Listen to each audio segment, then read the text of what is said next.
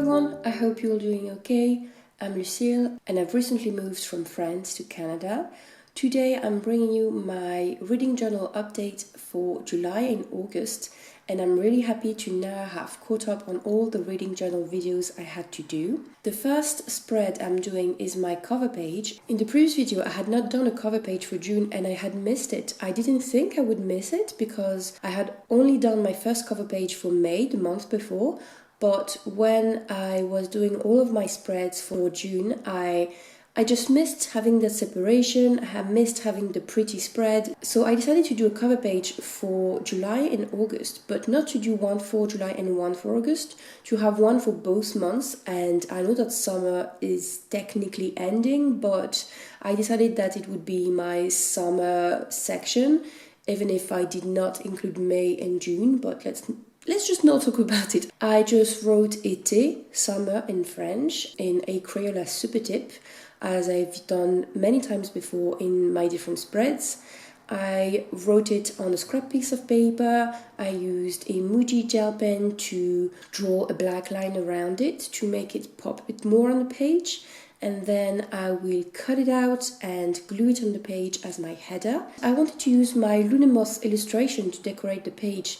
I sell stickers and cards and bookmarks with this illustration on my Etsy shop. The link is in the description if you're interested. And I had test prints with my Lunamoth when I was deciding which print settings to use to print my cards and my stickers, etc. And I didn't know what to do with it, so I thought I might be using them on my spread to let them go to waste.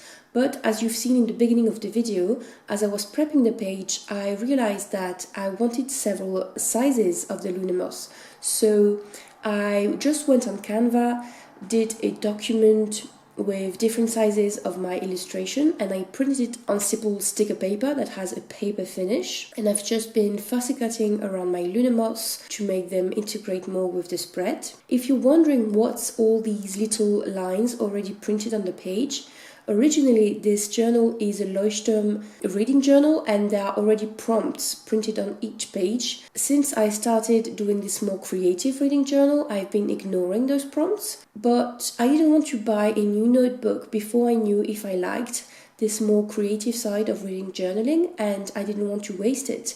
I had already finished another Leuchtturm reading journal in the past and I had loved the prompts, the format, everything, so I had bought the second volume, but I had only used a few pages in it before I was caught up in the reading journal frenzy on YouTube, and I started just watching a lot of reading journal videos.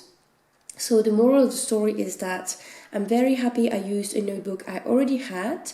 That led me to discover that I really wanted to have a creative reading journal, and I've already bought my next reading journal because doing those 2-page spreads have meant that I'm almost at the end of this reading journal. I have only a few pages left, and I think I will have outgrown it maybe in October. So I'm very excited to start using a very pretty reading journal that's made in Canada and that I will show you when I start using it. And I'm so excited to do a cover page, to not have those prompts on the page anymore, and to be very free to write whatever I want on the page, because the pages in the Leuchtturm notebook are a bit thin and I can't use markers on the page directly, otherwise they bleed through. That's why I'm writing été on this scrap piece of paper instead of writing it directly on the page. And my new notebook has thicker paper and the markers do not go through. I've tested them before. Okay, never mind. Let's go back to the spread. At that point, I was wondering what to add to my spread to go with the Lunamoth and the blue of summer. And I thought that this blue sticker on the right, that's from Journal Say, would go well with everything because there was blue and green that would go with the Lunamoth. And I wanted more green, but something less busy visually than the bottle. So I decided to use those fern leaves that I also got from Journal Say. And those leaves are very big, so it's sometimes hard to use those big stickers in an A5 journal. So I like to cut them and to reuse the pieces on different parts of the paper. And I really like how it turned out. I like how the green meshes with the moss. And I think the blue was the right choice for writing summer. I think it contrasts well with all the different colors, but at the same time it goes really well with them.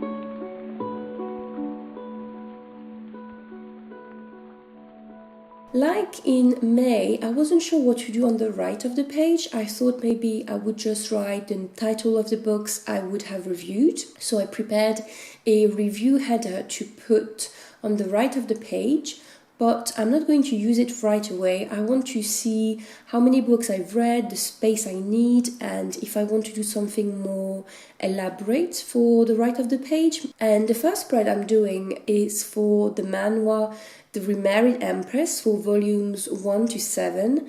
And this is not the kind of manhwa I usually read, but I was at the library and they had some volumes and this sounded utterly delightful. Really, how can I say that without feeling like this is not disrespectful, but the story is very fluffy and illogical, and it's just delightfully inept, you know? It's just people wearing pretty clothes and drama for absolutely no reason, and it's just nice to not use your brain for a minute when you're reading that kind of manhwas. And it was originally a webcomic. I have read 1 or 2 webtoons in the past, and they've been especially useful to me when I was, for example, very depressed, because they're so fluffy and the bad guys are very bad and the good guys are very good. Sometimes that's all you need. And because the atmosphere of this manhwa, of this webtoon, is very like fantasy, fairy tale-ish, I thought that using this stained glass window sticker would be perfect. And I thought that the color went well with this picture I had chosen from the manhwa. I also wanted to have a little bit more of an interesting way to present the information I like to have about my reads, about when the book was published, when I read it, the genre of the book, etc. I started to draw this square with my green marker, but I didn't like how it turned out. I haven't had much practice at doodling that kind of thing, so the result was not awesome and I wanted something to cover it. So I decided to use that bit of notebook paper that's I think 50 years old that I got from my great aunt. And I love the texture of the paper and the color. I also love the little holes that you have where the wire binding goes. I think it adds a nice contrast to the page, a nice texture, and I cut the bit of paper to make it look as if it was glued under the sticker and the illustration. That's a spoiler. I will end up changing this because, well, when I do the header on the right of the page, I will use a different paper that I wanted to use somewhere else on the page to make the spread look more cohesive. I also used that green masking tape that I bought at Action in France. Action is a discount store that's so amazing. If you ever visit Europe, it's present in several countries and you can find stickers, scrapbook paper, all kind of craft supply for such a cheap price, and the quality is For the price, the quality is very good. It's better quality than Journal Safe, for example. And I thought that this green masking tape would go well on the page because there was the green of the book and of the chair in the illustration, and green works well with orange, so I decided to write my title with my favorite green marker.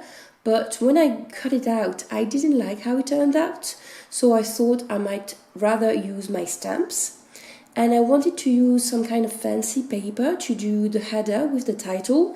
And I remembered I had printed vellum papers from Journal Safe. I thought at first I would tear some bits of the paper and use it in corners of the title and have the title glued over it. But I ended up not liking how it turned out. As I was using those two pieces of paper, I realized I would like to have a background for the graph paper. And I decided to tear the vellum paper in two so that I could glue the graph paper on it and it would look more balanced. As you can see, I'm using those gold dots I bought in France because they work well with the gold of the stained glass and of the vellum paper, I think.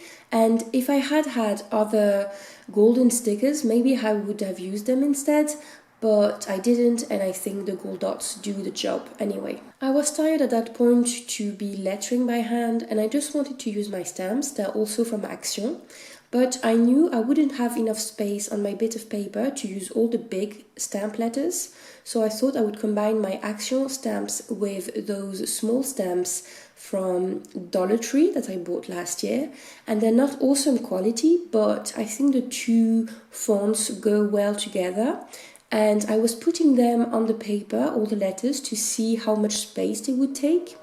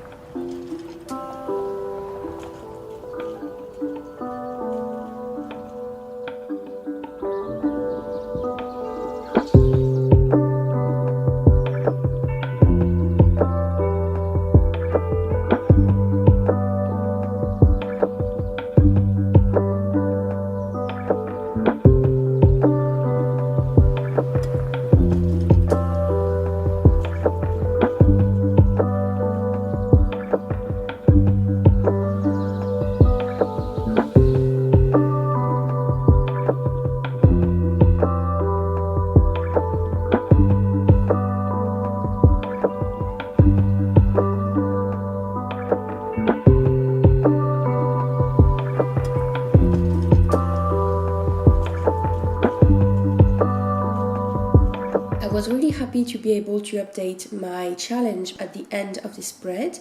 I've showed you how I set up this challenge in my previous video. The name of the author started with an A, so I was able to glue this cover. I chose the cover from the 6th or 7th volume, I don't really remember, because the purple and the red went well with the other covers. and on that spread I'm trying to have the covers work together so that they don't appear too visually tiring. My second spread is for Artificial Condition by Martha Wells. It's the second novella in the Murderbot series. I talked to you about the first volume, All Systems Red, in my previous reading journal video. All Systems Red had not been like an awesome read for me, but for some reason I really wanted to read the next novellas in the series. I loved going back to the universe that Martha Wells has created. But let me talk about the spread a bit more before I talk about the book. Like for the first novella, I wasn't sure how to create the spread because the Murderbot series marries so many things that I don't know how to render the atmosphere of the books. So I decided to do like for the first novella and go with my gut, even if it didn't really mesh well with my impression of the book. I used some craft tape from Journal Say as my header, as the background for my header. And I used those letter stickers from the shop Emma.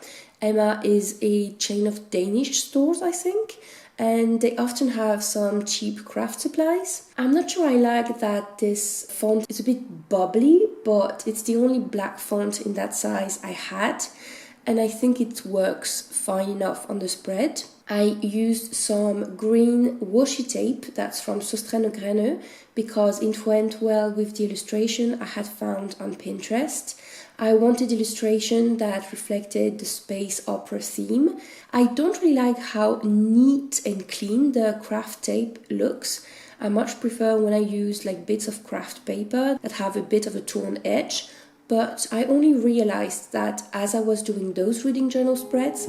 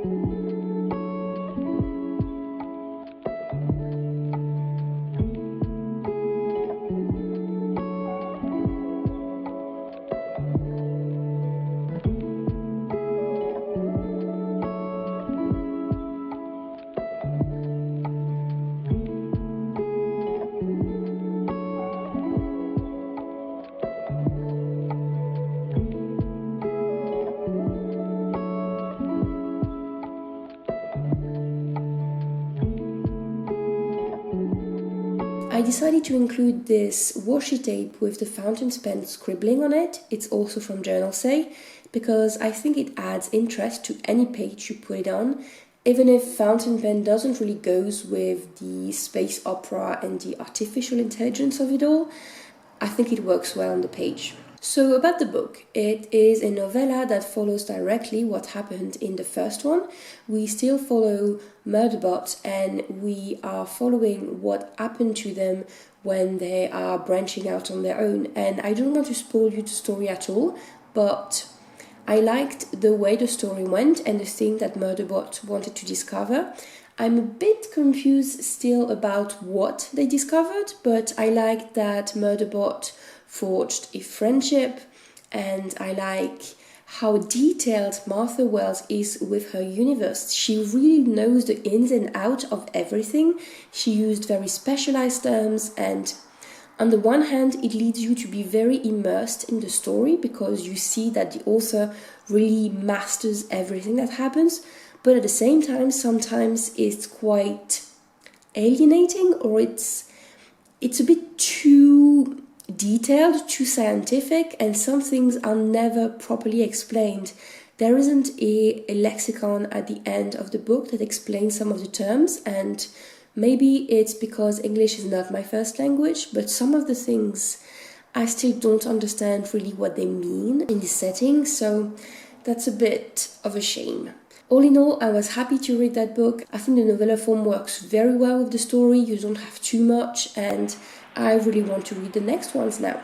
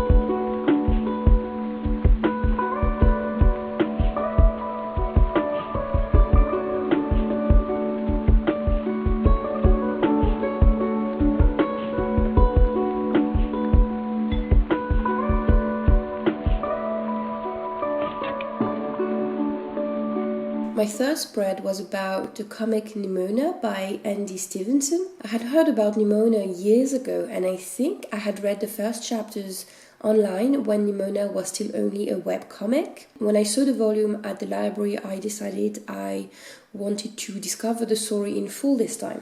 I wasn't too sure what to do about that spread because even if it's kind of a fantasy atmosphere, it's not like epic fantasy like The Lord of the Rings, for example, but I really wanted to use that washi tape, that teal washi tape from Journal Say. It is such a gorgeous fantasy map and I just wanted to use it, so I decided to do it. This time around I used my grid craft paper to add as a background to my header.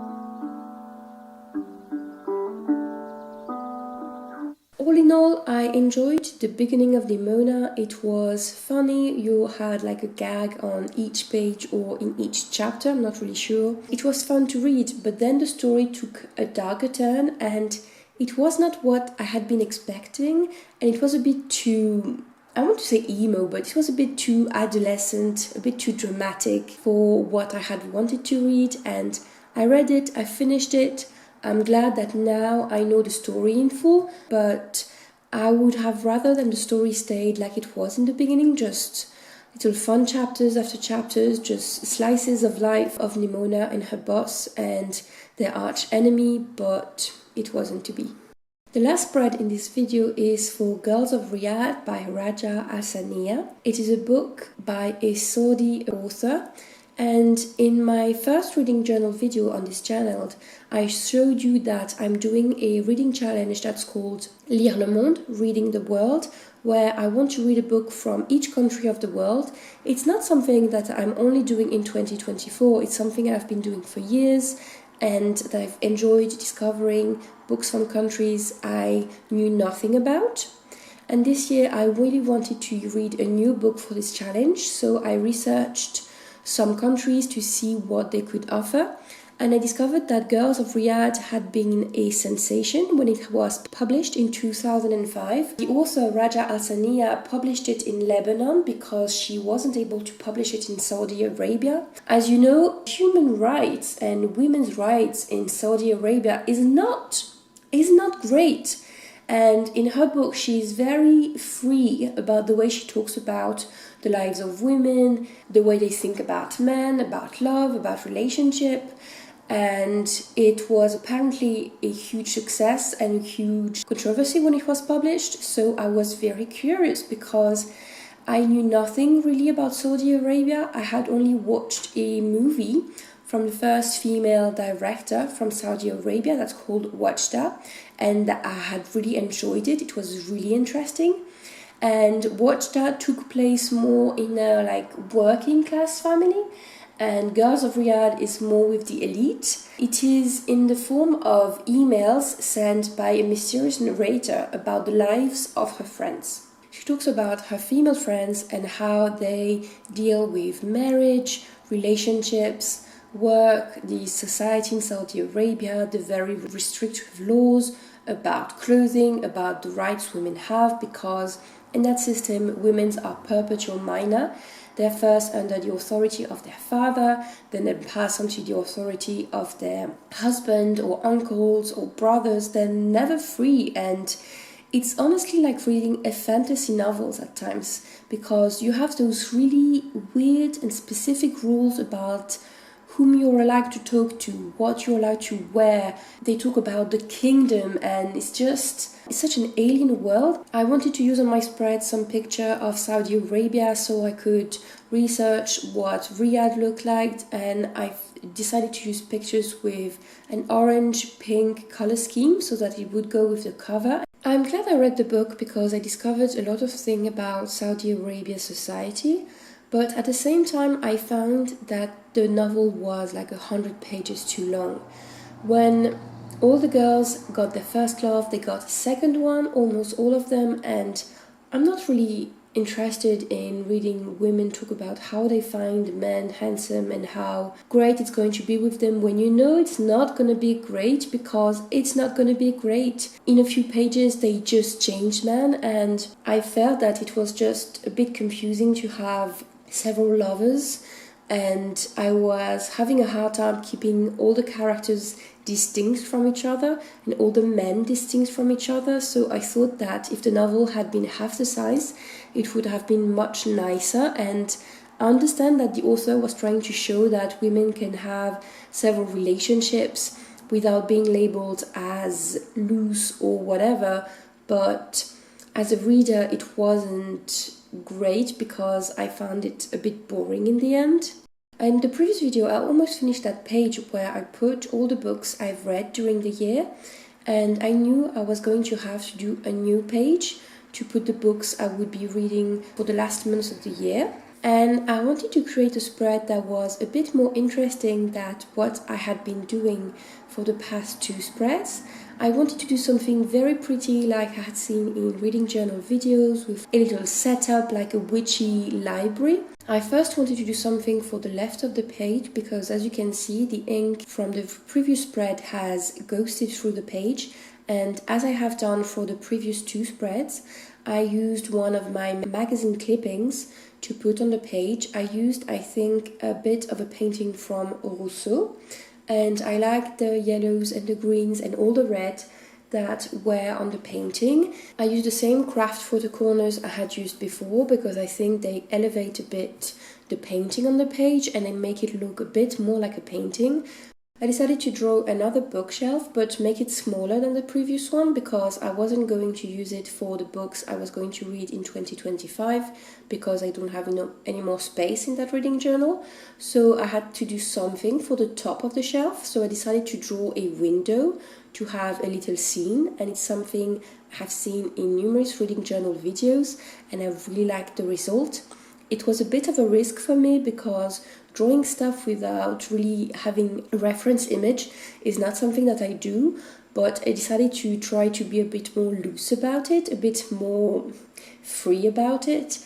And I thought that it would be nice if I was going to draw what I could see through my own window in Canada, that is to say trees, mountains. I did very simple trees, as you can see in my sketch, and I decided to use my colored pencils because I don't have markers that would have looked good on that spread. I'm happy about how it turned out, but because I had already done stuff on the reverse of that page, when I was using the pencil, especially when I was drawing up the sky above the trees, I had marks from the reverse of the page appearing on that spread, and that makes it look a bit messy, a bit meh. But now that I know that if I want to draw something, I need to do it before I do anything on the reverse of the page. And all in all, I'm happy about my effort. I'm happy I decided to draw something without a reference image, albeit very simple. And I think it's still a very cute spread. For the next books on shelf spread that I want to do in my next journal, I really want to do the atmosphere of a witchy library, and I'm really looking forward to this. And here it is. This is going to be the end of the video. You're going to have some more footage with some music on it, but I'm not going to comment it. I finished that page, and then I'm going to update the cover spread I did at the beginning of the video. I really appreciate that you took the time to watch my video. Don't hesitate to tell me in the comments if you've read any of the books I've mentioned and what you thought about it. If you've read any books that you think I would enjoy, don't hesitate to tell me in the comments. I love to receive book recommendations. I hope you're having a lovely day, and I'll see you next time. Bye!